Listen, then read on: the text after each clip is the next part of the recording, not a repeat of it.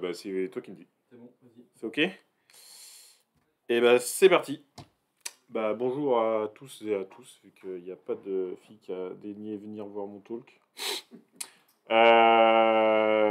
Donc le titre c'est Kiss Kiss Bang Bang. L'idée c'était de pas trop en dire pour que ce soit assez flou, pour que j'ai eu le temps de préciser un petit peu mon talk. Parce que j'ai été choisi il y a 6 mois et j'ai eu vraiment l'idée de ce que je voulais faire il y a 4 jours. Voilà. Donc ça va un peu se transcrire, mais voilà, je voulais une idée un peu fun et un vrai TP avec du code et tout qui se tienne et qui sont un peu dans le thème. Donc je vais montrer ça après. Donc le Kiss Kiss Bang Bang, voilà. Donc c'est une version vraiment, c'est comme Rust, hein. On est vraiment en 0.1.debug, point pas ready, point ça va péter. Donc qui je suis? Donc Zay45 sur les réseaux. Je suis humble développeur. Enfin, j'aime le dire. Et je suis co-directeur technique chez MaxDS. Donc c'est-à-dire que j'accompagne Gaël pour l'animation technique de l'agence. Et voilà. Je suis aussi un artiste incompris. Je fais beaucoup de montage à la fois chez Max et chez les clients chez qui je sévis. Donc voilà, c'est pas toujours approprié, les mêmes ne sont pas les bons, etc. Mais bon, voilà, ça fait partie du personnage. Donc je suis votre humble serviteur pour ce talk. Et donc je vais parler de les origines, pourquoi ce talk, pourquoi ce sujet. Je vais parler un petit peu des grandes lignes, ensuite on ira un peu dans la technique. Et puis je vous spoil pas, ça va arriver. Donc bah, souvent dans notre métier, on est là en mode bah voilà, on fait des flux d'intégration, on est un peu les plombiers de la team. Donc on fait passer en général un bout de JSON d'un point A à un point B, hein. On va pas se mentir. Et voilà, moi j'ai très peu travaillé sur des frontaux, un petit peu chez Page Jaune. Mais en général, j'ai toujours été au milieu, entre un orchestrateur, une API, une base de données. J'ai toujours été voilà, entre ces gens-là. On va se mettre en mode avion, parce qu'il y en a qui n'arrêtent pas de poster des trucs là. Ça suffit. Hop. Donc voilà, on se dit, c'est quoi le langage le plus adapté? Au début, quand on est junior et tout, il faut que j'utilise le truc le plus rapide, le plus cool. Je me suis mis à faire beaucoup de JS ces derniers temps et déjà que j'ai du mal à suivre et à être bon en express, il y a un truc qui sort tous les 4 matins, c'est un peu dur. Donc voilà, c'est un peu ce même. Il y a un nouveau framework, bah, let's go, on y va. Donc voilà. Même on va regarder, alors qu'en vrai, on devrait dire, mais laisse-moi tranquille. Donc voilà, on est un peu dans cet état-là. On se dit, alors il faut que je choisisse le langage, éventuellement le runtime, parce que des fois il y a langage et runtime. Typiquement, je fais beaucoup de Node. Et donc on va tourner dans V8. Maintenant, il y a des gens qui arrivent en disant, mais non, il faut pas tourner dans V8 et ça va aller plus vite. Donc tu es là, je sais pas. Je pense notamment à Bune.js et il y en a un autre qui est sorti aussi, je sais plus comment il s'appelle. Mais bref, toujours le plus rapide et puis essayer de patcher des manques des précédents mais qui sont déjà bien dans la place. Et j'en arrive au sujet et le support du talk d'aujourd'hui. Donc PitchMe. PitchMe, c'est une société complètement fictive dans le monde de notre super Max Cambros 2K22. Et donc c'est un Pitch Kiss as a Service. Donc qu'est-ce qu'un Pitch Kiss as a Service? Alors j'ai récupéré un NFT qui m'a coûté une fortune d'ailleurs sur internet, donc de Pitch qui embrasse Mario. Et donc on a bien réfléchi avec des gens chez HEC, etc., qui m'ont dit bon voilà le business plan, qu'est-ce qu'il faut faire aujourd'hui, la blockchain. Et on a dit bah peut-être que c'est ça qu'il faut faire. Voilà, donc peut-être on va se planter, mais on va y aller quoi. Donc on va dire les gens ils vont nous fournir une photo de leur tronche et Pitch va vous embrasser et ça va être incroyable. Donc l'idée que j'ai eue il y a 4 jours, c'est ça. Donc l'archi, pas très compliqué. Donc on a notre client final qui est là, qui est l'utilisateur. Il peut nous attaquer par différents moyens. On lui propose un site vitrine internet, bien sûr, parce qu'il faut être présent sur les internets. On a une page de statut, parce qu'on aime bien faire hype et tout, en mode status.pitchme.io, en mode est-ce que les services que je propose, ils sont up ou est-ce qu'ils sont down. On est des geeks, donc on propose des SDK, en tout cas une CLI pour attaquer notre service incroyable depuis ton terminal, parce que bah, voilà, notre public de développeurs, on se dit que ça va peut-être pas intéresser mon père, mais éventuellement un développeur, voilà, un peu, peut-être un peu boutonneux, peut-être ça pourrait lui plaire. Bref, je sais pas. Et j'ai une API qui, elle, va vraiment faire la transfo, récupérer, comment on appelle ça, l'image qu'on lui a transmise, appliquer mes différents layering, je vais vous montrer ça après, pour avoir le résultat final. Donc, j'ai un site web statique. Ah non, il le met pas au bon endroit. Oh là là, c'est chiant. F, t'as dit? Et comment on sort? Échappe? Échappe. Donc j'ai mon site internet qui est là. Donc voilà, on a fait quelque chose de vraiment straight to the point, hein, un truc assez simple. On a nos 4 services. Donc le site internet, notre API, le site de statut et la CLI avec des liens, rien de plus. Voilà, il faut juste générer du clic, c'est ce qu'on voulait. Ensuite, qu'est-ce qu'on a? On a notre API en .NET Core qui tourne. Je ne l'ai pas montré, elle est ici là. J'ai fait un .NET Run un peu plus haut là. Je sais pas si on peut le voir, mais il log des trucs, donc tranquille. Parce que je fais des appels, mais mon service de statut il fait des appels. On verra après, on s'en fout. Le site de statut des services, qui est là. Et ah oui, putain, il va me falloir du son. Et donc là, tout est vert, c'est incroyable. Donc ça, c'est un projet que j'ai trouvé sur internet, enfin, que j'ai vu quelqu'un en parler sur Twitter, qui semblait plutôt cool et qui permet sur étagère. Alors ils ont une version ça, c'est un truc auto-hébergeable.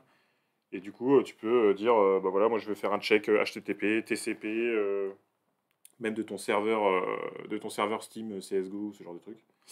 Parce que c'est important de savoir si tu pourras jouer ce soir. Donc voilà, tu peux le monitorer. Il y a des alertes via Telegram, plein d'intégrations, etc. Donc c'est un truc qui marchait juste. Donc je l'ai pris pour ce talk. Parce qu'on est une startup, on n'a pas le temps. Mais il se passe un truc. Attends, il faut du son. Comment on fait? C'est où le son? C'est là. On va se mettre à fond. Salut, bande de blaireaux. Vous vous demandez bien où sont passées vos librairies favorites. Mon CryptoLocker a corrompu toutes vos plateformes. PayPal, NPM, Maven Central. Il n'y a plus rien. Maintenant, il va falloir vous sortir les doigts et coder à l'ancienne. Relevez le défi et je ramènerai peut-être vos plateformes favoris à la vie. Donc voilà, donc là, mauvaise ambiance. Il y a Bowser qui arrive et qui dit, bon, il y en a marre de tous ces mecs là, NPM, PyPy, Maven Central, tout ça. Il dit, non mais ça dégage, là on revient à l'âge de pierre. Il fait péter un IEM là. Il y a tout on n'a plus de dépendance. Terminé, on ne peut plus utiliser nos librairies favorites. On ne peut plus utiliser nos frameworks favoris. Retour back to basics. Donc voilà, l'idée du talk c'est on n'a plus rien, on est avec la librairie standard, et l'idée c'est de voir, bah voilà, avec le service qu'on a déjà là, qu'est-ce qu'on peut faire, donc avec plusieurs langages et tout, et j'ai montré différentes implèmes, et voilà, raconter un peu les murs que j'ai pris et tout ça. Donc aucune lib, mauvaise ambiance. Donc, moi je suis développeur Java à la base, donc j'arrive, il y a 1000 trucs sur le projet, et j'ai aucune idée de ce qu'il y a sous le manteau, mais ça juste marche quoi. Mais on va le faire. Parce que, un, c'est rigolo, et deux, pourquoi pas. Donc on va faire une MEP, c'est-à-dire une mise en pratique. Donc on va regarder quelle tronche à la CLI de notre service. Donc j'ai fait 5 implèmes, donc en bash, parce que c'est comme ça que j'ai poké mon truc pour voir si c'était faisable au début. Donc en bash, en .NET, en Java, en Node et en Python. Donc on va aller voir du code. Donc mon code il est là. Vous allez me dire si c'est pas trop petit. Je vais faire un peu plus, un peu comme ça, je pense. Voilà, moi je suis mis à plein, donc ça m'aide aussi. Donc l'appli Airbash, elle est là. On va se mettre là. Il est où mon shell? On va faire un petit plus. On va faire un history, pipe, grep, ffmpeg. J'en ai un qui est là. Typiquement, mon cas de départ, c'est pour voir, c'est valider si mon cas était bon. Si je vais dans Prez, Images, là, ma première commande, elle est là. C'est de dire, je vais utiliser ffmpeg, qui est un outil, c'est l'outil magique pour manipuler des vidéos et des images. La syntaxe, elle est un peu obscure, mais en vrai, ça fait le café. Donc, je lui dis, tu prends le fond, qui est le fond de mon image, ça, c'est ma tronche. Je lui applique une fonction de filtre avec un système d'overlay. Là, bon, là j'ai copié-collé ça sur Server Fault. Hein, et je lui donne juste mon fichier de sortie, qui est mon premier fichier de sortie. Donc là, je génère mon image. Il me dit qu'elle existe parce que j'ai lancé 1000 fois cette commande, on est d'accord. Si je fais un open de... c'est quoi? C'est out 1, je crois. Voilà. Donc j'ai mon image qui est là. C'est pas normal. Media unknown. Je pense qu'elle a pété. Bon, c'est pas grave, on s'en fout. J'ai fait fond. Ah si, c'est parce que je mets la casquette après. Si, ça va être bon. Et ensuite, je lance la deuxième. Ah, excusez-moi. Je suis en roue libre. Il est là. Donc je reprends mon out 1. Et je lui applique ma casquette parce qu'en fait, il faut que la casquette de Mario, elle soit au-dessus de ma tronche pour que ça soit moins moche. Voilà. Donc je lui dis pareil, tu fais un overwrite. Tu fais un open de out2.png. Et là, j'ai bien ma tronche et j'ai bien genre les petits sourcils de Mario, là, ils sont bien au-dessus de ma tronche, quoi. Donc j'ai le fond. On voit que la main ici, elle a disparu. En vrai, pour bien faire, il faudrait que cette partie-là, elle soit dessus. Mais bon, on fera ça dans la version release. Voilà, donc ça, c'est... On a validé notre POC, ça fonctionne. Donc, je vais vous montrer vite fait l'API qui est là. Il n'y a pas grand-chose. Donc c'est du C#. C'est du .NET Core Vanilla modulo la lib. Parce qu'en fait, la lib, elle fonctionne. Et j'ai pas... Alors, je sais que sous Windows, dans la librairie standard, j'aurais ce qu'il faut, mais sous Mac, non. Donc, tranquille, j'avais pas le temps. Donc, aujourd'hui, c'est cette API-là que je vais utiliser. Et dans les clips, par contre, je vais faire full vanilla et j'appellerai tout le temps ce projet-là. Donc c'est du .NET, c'est du .NET, c'est du .NET 6.0. Le namespace, bon, c'est des trucs en .NET, mais vous n'avez pas besoin de vous en soucier. La lib, j'en ai parlé. Et ce qui nous intéresse, nous, c'est le main qui est là. Donc il y a quasiment rien. Hein. Il y a 18 lignes avec des sauts de lignes. Donc j'ai une nouvelle application. Bon là en vrai je dis ajoute des contrôleurs parce que comme ça je les ai sortis dans un autre fichier.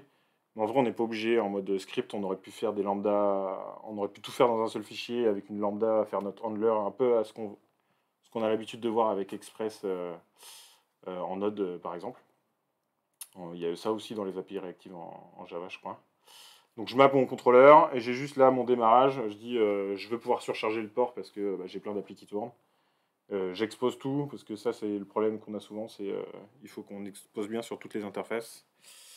Donc ça c'est géré. Et le contrôleur, qu'est-ce qu'il fait? J'ai un else controller qui est appelé par ma page de statut, qui lui retourne un bed.json avec OK, le nom de mon assembly, donc c'est le nom de mon appli et la version. Voilà. On s'en fout. Et le KissMe controller, donc c'est là où il y a vraiment la substantifique moelle de ma startup. Donc, je récupère dans ma requête une image qui est base64 encodée. Donc, moi, je dois la décoder. Je la charge avec ma lib. Je charge le fond et la casquette. Ensuite, j'utilise ma lib. Je clone l'image de départ pour récupérer un contexte. Là. Ensuite, on utilise une lambda et on applique nos opérations de transformation. Donc, en fait, le premier contexte, là, c'est l'image chargée du fond. Ensuite, j'applique un draw image de l'image qu'on m'a envoyée, donc ma tronche. Donc là, j'ai pas compliqué. Pour aller vite, j'ai détouré ma tronche, je l'ai fait tourner et je l'ai mise au bon endroit. J'ai pas fait de machine learning et tout, je suis désolé. Donc voilà, je l'applique très simplement couche par couche et je fais la même chose avec la casquette. Et derrière, je retourne une task parce que c'est asynchrone, mais en gros, le résultat, il est là. C'est un objet avec une propriété qui s'appelle image, où j'ai un toBase64 string de mon image, de ma sortie. Incroyable!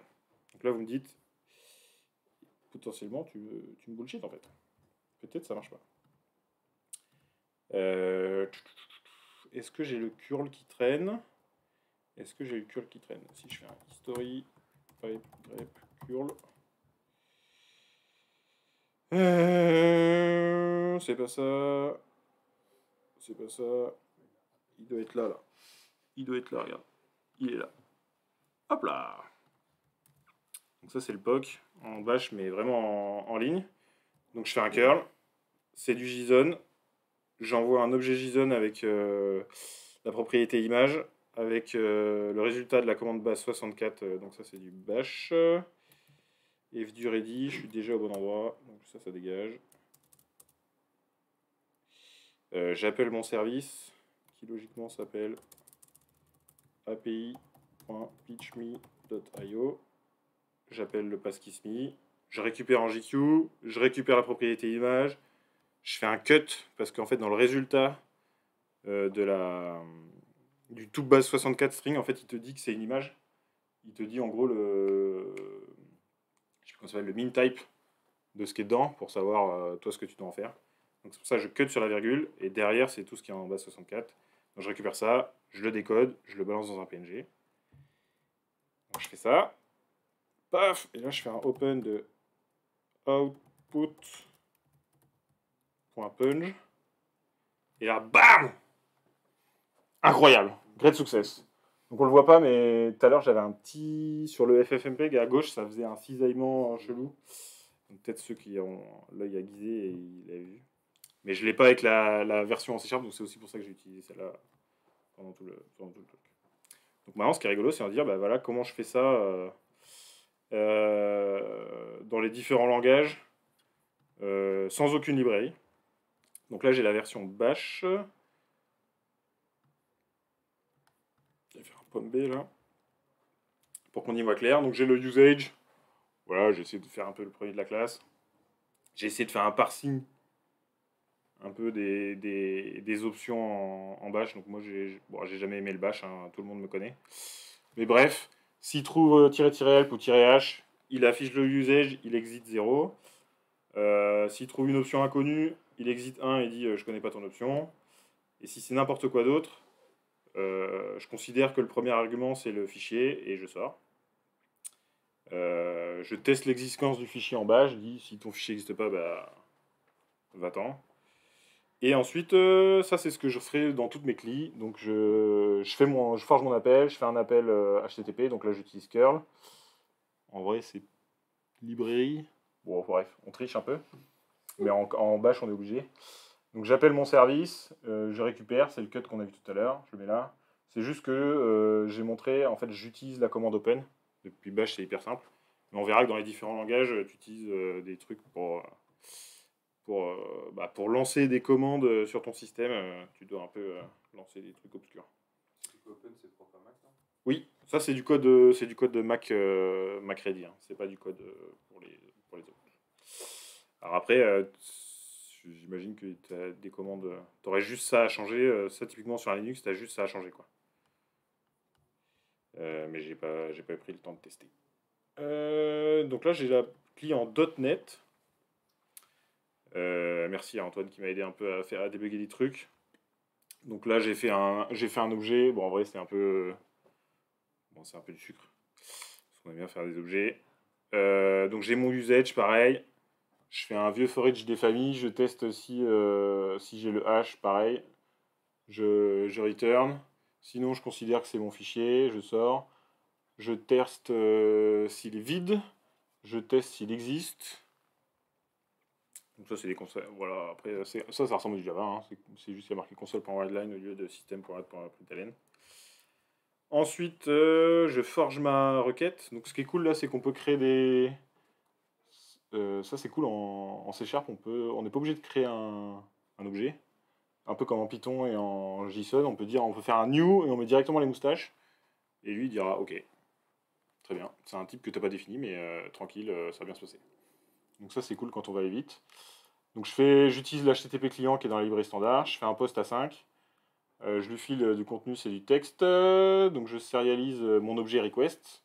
Je précise l'encoding et le content type.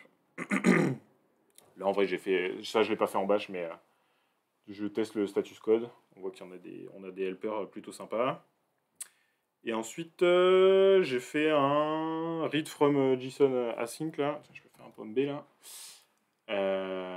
Pour récupérer le contenu. Donc ça c'est cool, on récupère directement un buffer. L'intérêt de ça là, c'est on récupère directement un buffer ou un tableau de byte, je sais plus, et du coup on peut l'écrire directement avec cette méthode là. Je crois que c'est un tableau de byte. Et il y a juste ce truc là qui est un peu ugly, mais ça c'est pour lancer, la commande open sur notre machine, pour aller chercher le fichier de sortie. Donc on essaye, hein. Pour voir si je vous ai pas bullshité. On est dans Images. On va dans Code. On va dans .cli, .net. Oui, c'est ça. On va dans bin parce que nous, on veut le binaire. Net 6. Et il s'appelle .net, je crois. Et on veut lui filer FDU ready, qui est mon image d'entrée. Donc là, normalement, paf! Ça fonctionne. Cool. Donc là, ça va pas changer par rapport au bash. C'était sensiblement... Je vais montrer après des temps. Niveau de temps, je suis à 22. Ouais, c'est OK. Parfait. Donc ensuite, je vais vous montrer... Ça va pour le C Sharp? Pas de questions. C'est Open qui est un peu tryhard dans ses process start info. Ouais, bah ça... Alors j'ai vu qu'il y a plusieurs façons... Il y a plusieurs trucs de façon de faire. Moi, j'ai trouvé ça qui marchait. En vrai, je trouve que c'est beaucoup de lignes. Après, on pourrait faire un one-liner de l'extrême pour réduire un peu. Mais c'est qu'en fait, c'est pas trop fait pour quoi. C'est qu'en gros, après, tu peux faire ça, tu peux dire, moi, je veux ou pas la sortie standard, la sortie d'erreur, faire des trucs en fonction de ce que ça va retourner. Et souvent, en C Sharp, en plus, on fait des trucs asynchrones. Donc, bon, là, je fais un truc qui est vraiment unitaire, donc ça va pas... Ouais, c'est chiant, on aimerait bien faire output... Non, c'est open de output.png, mais voilà. Je sais pas si toi, Antoine, tu sais comment faire ça en une ligne. Bon, depuis qu'ils sont passés en .NET Core et vu qu'ils veulent s'adapter à toutes les plateformes, je pense que t'es obligé d'appeler les process comme ça. Voilà. Après, j'ai pas creusé des heures et des heures chaque truc. J'ai trouvé un truc qui marchait. J'ai dit let's go. En Java, alors ça c'était marrant, j'ai jamais fait. Là, j'ai fait du Java en mode script.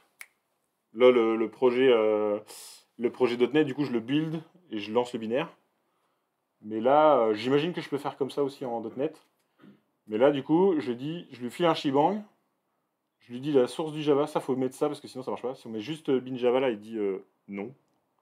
Et donc il faut lui presser source et la version de Java que tu veux utiliser pour exécuter. Et ensuite tu mets ton Java classique en dessous quoi. Et donc là en vrai j'ai 50 lignes quoi. Mais j'ai pas de classe, j'ai rien du tout et je peux l'appeler directement. Et vu que maintenant je crois que c'est à partir de Java 17 ou un peu avant, on peut directement appeler Java. On n'est plus obligé de passer par Javac depuis longtemps quoi.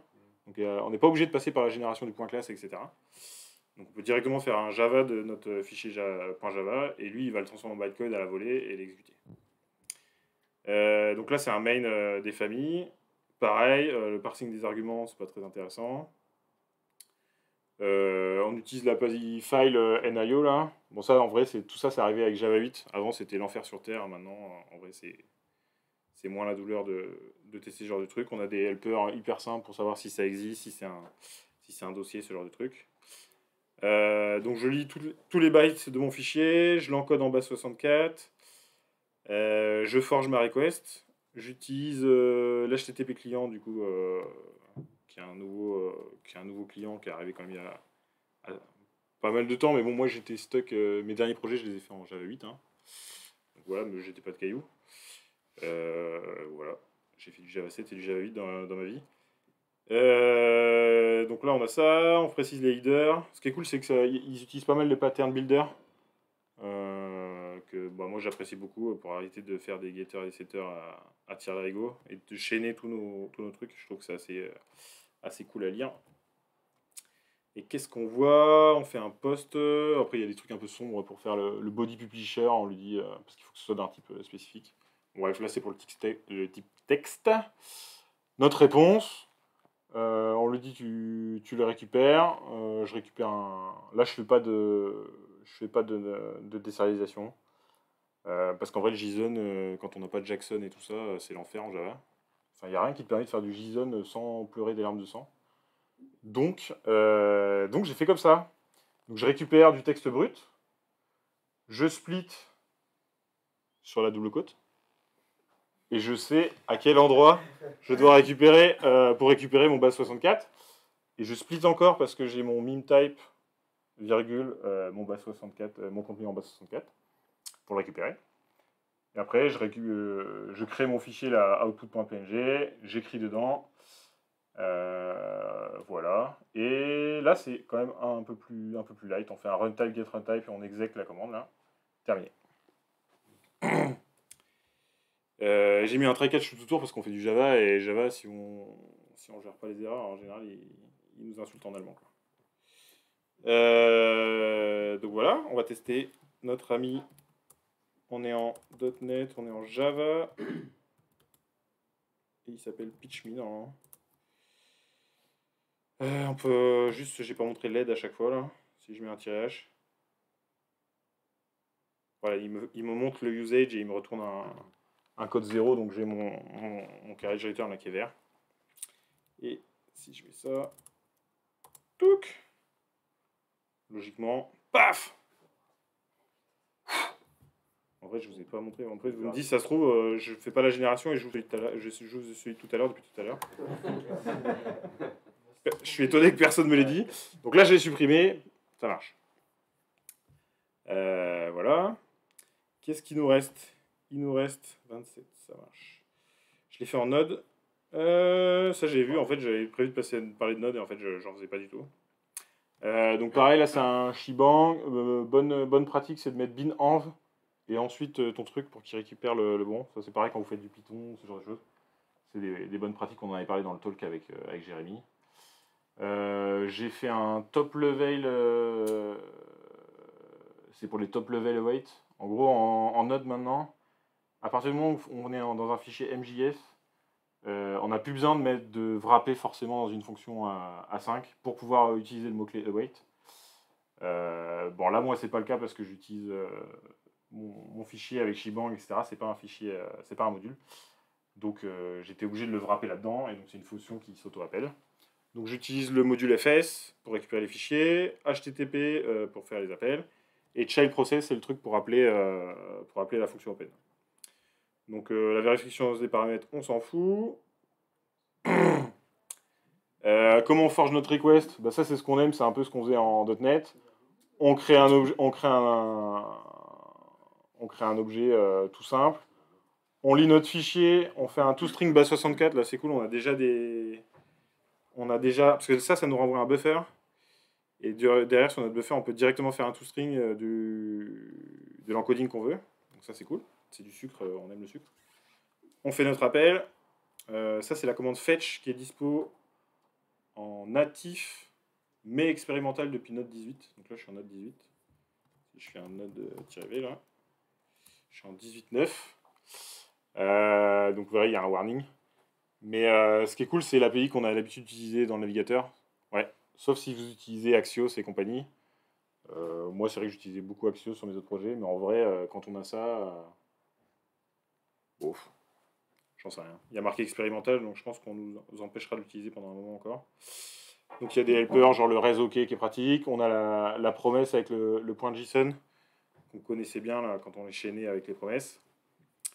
Je fais mon write file, et là, pareil, il y a un truc, un sucre un peu sympa. Là, je fais un buffer de mon contenu. donc mon contenu en base 64, avec l'encoding là, paf, ça juste marche.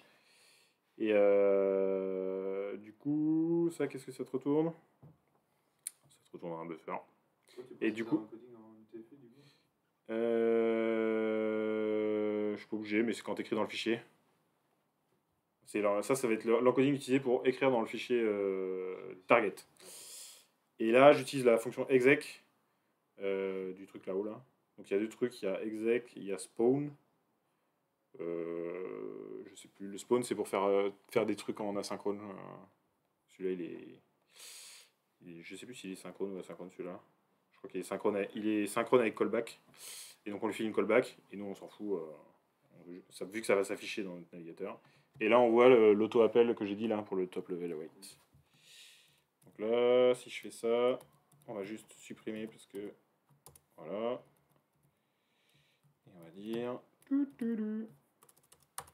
Node. Voilà. Donc vous avez vu, ça a marché. Vous avez vu la bannière. Il m'a dit expérimental et tout. C'est expérimental, ça peut changer, etc. Bon, en vrai, il annonce stable, en fait, c'est juste qu'il n'y a pas assez d'usage en prod pour. Ouais. Après, ça à voir, hein, mais ça a utilisé. Après, c'est un module. En fait, c'est un module de NPM qu'ils ont embarqué dans la librairie standard. Donc, ça correspond au contrat qu'il y avait dans le module NodeFetch. Et c'était un projet qui a un nom, je sais plus, enfin, il s'est marqué dans la doc. Et du coup, tu as tiré la dépendance HTTP, mais tu n'en as pas besoin. Elle est flaguée comme étant. Ah oui, parce que j'utilise Fetch, exact. Parce que HTTP, en fait, c'est pour le serveur. Bien vu. Donc voilà, j'ai gagné une ligne grâce à toi. Merci à toi. Et je l'ai fait en Python. Parce que pourquoi pas? Donc on aime bien le Python ou pas? Moi j'ai essayé d'en faire, mais en fait je suis nul. Ça a l'air hyper intéressant, mais la syntaxe, je pense que si on commence le langage, c'est un très bon langage pour commencer. Mais quand on a vu d'autres langages, la syntaxe elle est relou quoi. Elle ressemble pas à ce qu'on connaît. Et il y a des trucs, ils sont inversés par rapport à ce qu'on. Typiquement quand on fait des compréhensions de liste, ce genre de trucs. Déjà, ça fait mal aux yeux, et en plus, c'est dans le sens inverse que ce qu'on a l'habitude de connaître dans les autres langages. Mais bon, bref, c'est un truc de scientifique. Donc, pas le cerveau câblé comme nous. Donc, qu'est-ce que je fais? Je lis mon fichier. Donc là, il y a la syntaxe avec les with, qui est pour que lui libère les ressources. Mais bon, en vrai, nous, on fait de la CLI, ça va pas tourner longtemps. Donc, on récupère, on encode notre fichier.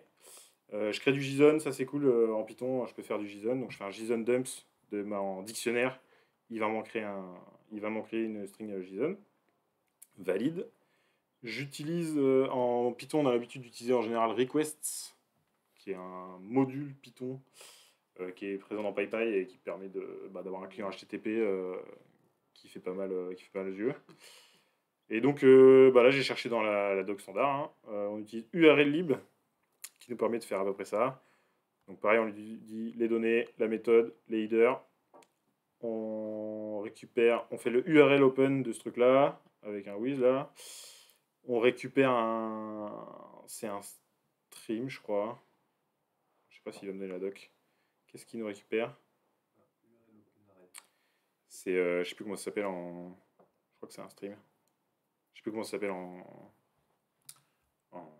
Python. Mais bon, bref, c'est un objet, comme un peu un file input stream, quoi.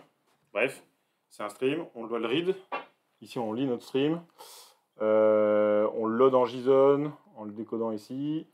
On balance ça dans notre fichier de sortie. Et on utilise le subprocess.run ici pour le lancer. Donc voilà, pareil. Hop, tac. On supprime. Pourquoi c'est long? Tu n'as pas les garder ouvert à côté? Non, c'est que c'est juste. Des fois, il freeze mon Mac pour me garder en vie. Paf! Super. Donc là, on a vu les différents langages. Ça fonctionne. Great success. Donc voilà. Donc maintenant, on avait notre page de statut qui est là. Ce truc-là, c'est super. C'est sur étagère. J'ai fait Au début, j'utilisais du Docker, mais c'était chiant. J'ai cloné le projet sur GitHub. J'ai fait un npm install Alors, il y a une phase de setup parce qu'il met une base en mémoire, SQLite, si je dis pas de bêtises. Et ensuite, tu fais un npm run start, terminé, tu as ça qui marche. Tu crées ton mot de passe de test. Tu dis je veux tel service. En fait, c'est juste incroyable. Tu fais add là, tu as un truc joli. Tu dis quel type de sonde je veux mettre en place, comment je l'appelle, comment je la joins, quel intervalle, est-ce que je fais des trucs, est-ce que je te notifie. Enfin bref, ça fait trop de choses par rapport à ce que je veux faire. Mais surtout, c'est un produit du marché, quoi. Donc c'est cool. Donc on est très content. Ce qu'on peut faire, c'est montrer que si on éteint un truc, ça s'arrête. Typiquement, si j'arrête, ça c'est le site web. Si j'arrête le site web, là, non, j'ai mis toutes les 30 secondes. On va continuer sur la presse, mais ensuite je remontrerai. Le site web devrait passer au rouge. Oui, c'est ça. Tuc, tuc, tuc. Et où ma presse? Là. Du front. Du coup, on fait du front sans librairie. Donc ça veut dire qu'on doit refaire ce truc-là nous-mêmes. Chiant. Déjà, le front, on n'aime pas trop. Là, déjà, il m'a mis une petite pastille. Là. Il me dit ah, t'as plus un uptime de 100% là. T'as un service qui est down. T'es là en mode oh, dis donc, frère et tout. Bon, après, là, j'ai pas de données et tout parce que j'ai éteint mon Mac, je l'ai mis en veille, etc. Mais c'est assez cool. J'ai tout ça et moi, j'ai rien fait. Quoi. J'ai mis 0 ligne de code et j'ai un truc qui juste marche. Donc, ça, on aime. En vrai, on aime. Donc, du front sans librairie, 36 minutes, c'est chaud. Du Node, Simple CSS parce que je voulais que ça ressemble à quelque chose, mais en vrai, j'en aurais pas besoin. Je vais utiliser SSE parce que c'est plus simple à faire que du WebSocket from scratch. On code. Donc, ça, c'était hier soir. On est là.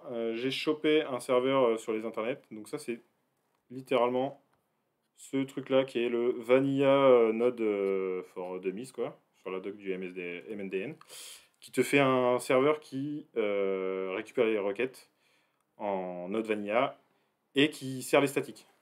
Donc ça c'est cool. Il y a une méthode qui dit tu lui files un répertoire statique et lui il dit si ça match, je le trouve, je le match, je le sers. Il te gère la 404, c'est incroyable. Donc parfait, je suis parti de là-dessus. Donc on revient là. Qu'est-ce qui m'intéresse? Moi je veux pouvoir surcharger le port. J'ai besoin d'un tableau de service. Où est-ce qu'il est? J'ai une config. Parce que moi, du coup, eux, ils configurent avec du clic-clic et tout. Moi, je dis, je vais pas m'amuser à faire des formulaires et tout. Je vous aime, mais pas tant que ça. Alors, du coup, j'ai dit, je vais mettre mon intervalle dans un fichier JSON, ma liste de services avec la sonde à appeler, juste son petit nom, terminé. Comment je fais? Dans mon package, je montre qu'il n'y a rien. De toute façon, j'ai pas de node module et il y a juste rien. C'est juste qu'il avait besoin de le mettre en type module pour que je puisse utiliser les imports comme ça là. Sinon il ne voudrait pas. Parce que sinon on fait des require en node. Enfin moi j'utilise exclusivement le require encore parce que des fois on est emmerdé. Je trouve que tant qu'ils nous feront pas un truc seamless, je l'utiliserai pas. Donc je récupère ma conf que j'ai récupéré au-dessus de mon fichier JSON. Je fais un for each. J'ai un dictionnaire qui contient tous mes services avec par clé son nom, son URL et son statut que j'initialise à nul. J'ai les meme types et tout, ça c'est le code copier-coller pour la partie statique qui est là, avec la gestion de la 404. J'ai un tableau de clients. J'ai une méthode qui me permet de dispatcher à tous mes clients la mise à jour de mes services, parce que mon serveur il va aller crawler régulièrement le statut de mes applis. Et comment je récupère le statut de mes applis? Je fais un fetch service status. Donc je fais un promise.all pour les faire en parallèle. Donc je prends mes services, je fais un map, ce qui s'apparente à une lambda en Java, asynchrone. Là je sais plus comment ça s'appelle, décomposition, destructuring. Je fais du destructuring pour récupérer dans mon objet ces champs-là. Ça c'est cool, c'est du sucre, on aime. Donc je récupère ma réponse, je fais mon await sur mon fetch, j'affiche un petit truc dans la console, et je mets à jour mon objet là, avec le statut. Ici, je mets le statut à -1 s'il y a un truc qui s'est mal passé. Parce que typiquement, si j'ai des problèmes de connectivité réseau et tout, je me retrouve avec des erreurs qui sont throw et ça foutait la grouille. Donc je dispatch la mise à jour. à tous mes clients et je m'appelle avec un timeout de mon intervalle et comme ça je m'appelle régulièrement toutes les 20 secondes. Ensuite j'ai mon Event Handlers, donc ça c'est la partie SSE. Donc ça c'est pareil, c'est un truc que vous récupérez sur internet. Il faut que vous retourniez cette réponse-là au mec qui vous appelle. Donc là j'appelle un slash event sur mon appli. Il retourne cette réponse-là et en fait il garde le stream ouvert et moi je vais lui push des données régulièrement.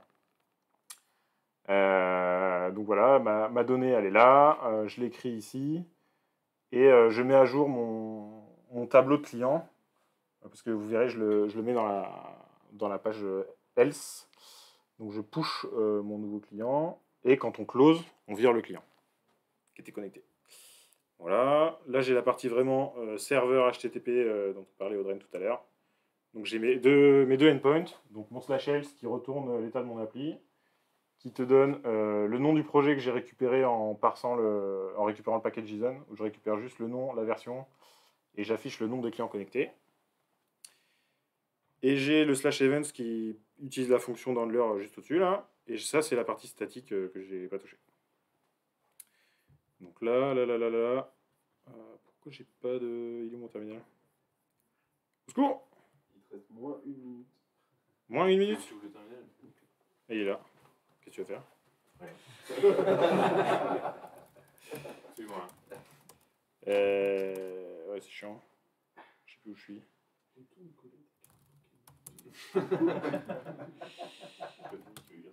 Ouais, non, mais c'est pas grave. C'est pas grave. Je montrerai après. Pour ceux qui sont intéressés. Je retourne sur les slides. Tuc. Donc voilà, l'idée, c'est on se dit, bah, c'est qui le plus rapide? Donc je vous invite à regarder cette chaîne YouTube. Il a aussi une chaîne Twitch. C'est un mec qui est hyper drôle. C'est anglophone, mais c'est hyper marrant. Où il dit. Bon, c'est un YouTuber, donc il a son personnage et tout. Et il fait vraiment du dev. Il compare les différents langages, les trucs un peu fuckés et tout. Et notamment le Who's Blazing Fast. Donc je vous invite à regarder ce genre de trucs. C'est rigolo. Donc qui est le plus rapide? Donc le temps de build du bash est incroyable. Donc il est 0 millisecondes. Node pareil, Python pareil. Donc voilà, le temps de build c'est en bleu et le temps de run c'est en vert. Donc bash si on est à 680. Après j'ai pas fait 1000 itérations, mais bon on a l'ordre de grandeur quoi. Donc en gros bash c'est quand même sensiblement rapide. Java c'est lent mais c'est à cause du démarrage. Et on voit que là en fait ça c'est j'ai juste pris le Javac pour pour isoler la partie compilation du bytecode quoi. Node, Python, qui sont quand même, c'est entendable pour une CLI. C#, il y a un temps de build qui est assez long, mais finalement c'est lui le plus rapide. Et Java, ah oui ça c'est un .NET Run avec la commande .NET Run. Et ça c'est j'ai essayé de le lancer avec. Là j'ai fait là j'ai créé le point classe et je l'ai lancé en direct pour qu'il n'y ait pas la partie compilation d'avant. Et c'est plus rapide. Donc je perds les 565 du début quoi. Donc le temps de build, en vrai, est-ce que c'est une issue pour vous quoi? Donc si vous êtes sur des grands projets, est-ce que si vous buildez souvent et votre CI elle est lente, vous n'avez pas de runner, vous vous battez avec les gens pour avoir des runners dans la CI par exemple. Le temps d'exécution, en vrai pour la CLI, c'est très important parce que si quand on fait des trucs assez simples, si ton terminal il freeze, c'est trop chiant, c'est insupportable pour les utilisateurs quoi. Ça peut être pour un truc qu'on lance de temps en temps, on s'en fout. Pour un truc qu'on utilise régulièrement et où typiquement on voudrait piper le résultat pour l'utiliser dans d'autres trucs, quand c'est long, c'est chiant. Ensuite, il y a le temps de dev. Il y a des trucs, quand c'est pas ton langage, que tu connais pas, qu'il faut lire la doc. Ça, c'est le plus long. Ça peut prendre du temps. Et la question, c'est du talk, c'est est-ce qu'il y a des avantages à faire du nolib? Alors, il n'y a pas de mage des dépendances à faire. Donc ça, c'est cool. T'as pas de dépendance transitive. Ça, c'est très cool. Parce que typiquement, il y a des cas où il y a des développeurs, ils ont dit Nick, je vais mettre un fichier blanc dans une lib qui est utilisée par tout le monde, dans NPM par exemple. Et du coup, je mets à terre toutes les CI de France et de Navarre. Donc, c'est arrivé sur un truc qui s'appelait LeftPad, je crois. Donc, c'est littéralement 11 lignes de JS où il dit je vais padder à gauche le nombre de zéros, quoi, qui était utilisé par la terre entière. Et tu as toutes les CI du monde qu'on fait au secours. Et en vrai, ils ont créé un précédent, c'est-à-dire que normalement, la plateforme, elle elle n'est pas censée intervenir, et c'est du open source, etc. Et là, les mecs, ils sont revenus sur le code d'avant, et ça veut dire que la plateforme, elle est intervenue pour revenir, alors que le mec, c'est son code. Donc voilà, ça pose des questions. Ça pose des questions, quoi. Donc le code, il est là. Donc ce truc-là, ça a créé un bordel. Et la question se dit, est-ce qu'en fait, on n'aurait pas pu le copier-coller et le mettre dans nos sources, quoi. Donc la souveraineté numérique, est-ce que j'ai le temps pour attendre un fixe, contribuer, le budget, on en parle souvent, mais dire, ben voilà, ce truc-là, est-ce qu'il ne faut pas que j'ai plus de la mainmise sur mon code? Parce que si je suis en attente d'une lib, en vrai, des fois, on est un peu emmerdé, quoi. Parce que si on attend que Spring ils prennent ce fixe, etc., bah, tu te retrouves à patcher dans des versions un peu cheloues, à créer toi Et je voulais parler de ça, c'est un talk de Quentin Adam au Devox. Bon, c'est 3 heures, hein. Université, faut être déter. Ça se regarde en une fois et demie en vrai. Ouais, et eux, ils en parlent justement en disant, bah, nous, pour les trucs, pour notre cœur de métier, on veut pas dépendre d'autres gens, d'autres boîtes, etc. Pour qu'on puisse pas se faire loquer par d'autres entreprises, typiquement des GAFAM ou sur le truc en disant, bah non, je te vire ou je te mets ou je rends le code payant ou ce genre de conneries. Ils disent, ton cœur de métier, là où tu fais du fric, idéalement, il faudrait que tu sois en maîtrise, quoi. C'était ça. Donc garder la maîtrise sur la version de l'entreprise. Faut quand même faire les suivis des releases de ton langage et de ton runtime. Mais t'as pas la MCO, t'as pas les montées de version de React et tout ça. Parce que bah t'as pas de lib. Temps de démarrage amélioré. En fait, t'as moins de trucs à charger, donc ton appli elle est plus rapide. C'est mécanique. Sauf si t'as codé comme un. Voilà, comme un sagouin. Les épines que j'ai rencontrées, en vrai, manipuler du JSON en Java, bah, en fait, j'ai pas trouvé comment faire en Java Vanilla. J'ai vu un post Stack Overflow qui est hyper marrant où le mec il dit, en vrai, dans Java, tu peux appeler un runtime JavaScript qui lui pourrait faire qui lui pourrait faire le parsing pour toi. Donc là, j'ai dit, bon, ça va trop loin. Donc là, j'ai dit, bah, mon copain Jackson, quand même, il me manque, quoi. Fetch encore en expérimental, mais on en a parlé tout à l'heure. J'aurais voulu pouvoir creuser plus la partie HTTP finalement côté web service, mais c'était beaucoup de code et en vrai c'est pas très intéressant parce que c'est du parsing de route et tout. Voilà. Le code de la clé il est pas portable, c'est ce qu'on a dit tout à l'heure. Open c'est lié à mon Mac. Fun fact, quand j'ai fait du C#, il y avait un truc en command line qui avait l'air incroyable pour parser les arguments. Et c'est pas dispo sous Linux et Mac dans .NET Core. C'est dispo que sur Windows. Pas de chance, parce que c'est comme c'est un paquet nugget, bah, c'est indépendant, j'ai pas le droit d'utiliser. Pas de chance. Le front en Vanilla JS, ça pique. Heureusement, il y a un magnifique framework que vous pouvez utiliser en production qui s'appelle React Lite, qu'on a co-construit avec Audrey Burlot, ici présent, et qui a été augmenté par Florian, ici présent. Donc voilà, c'est incroyable. Pour bootstrapper, ça va, c'est blazing fast. Voilà. La sueur, c'était le temps pour produire tout le code de Stalk. Et puis voilà quoi. Pour aller plus loin, en vrai, c'est en se privant qu'on se rend compte de la chance qu'on a. Typiquement, je pense à. Merde, le truc. Il y a Jackson en Java et le truc qui te génère tous tes getter setter, Lombok. Enfin, voilà, moi je ferai plus de Java sans Lombok, c'est pas possible quoi. Ta vie, elle est pas possible. Documentation offline, ça c'est hyper intéressant. C'est s'il y a une bombe atomique, une attaque zombie, vous êtes dans le train. Et bah, c'est un truc. C'est un site avec des service workers qui vous permet de download en offline toutes les docs de France et de Navarre. Donc, typiquement la doc Node, Ansible, toutes les docs quoi. En vrai, c'est assez lourd, mais tu l'as et elle est dispo instant quoi. Donc ça c'est trop cool. Ouais, mais typiquement, ça m'est arrivé de faire du train et tout pour Rocher typiquement. Et quand je voulais aller à la doc React dans le train, bah, ça marchait pas en fait. Et donc ça c'est pratique. Et quand on dépend de la librairie standard, bah, c'est cool de l'avoir ici. Le lien du repo GitHub sera ajouté dans la 001 1. Et voilà, regardez, restez curieux, regardez sous le capot. Ça, c'est une 2 chevaux. Donc voilà, il y a un gros capot, mais en vrai, il n'y a pas grand-chose dedans. Mais ça t'emmène de ton point A à ton point B. Et voilà, merci beaucoup. Bravo.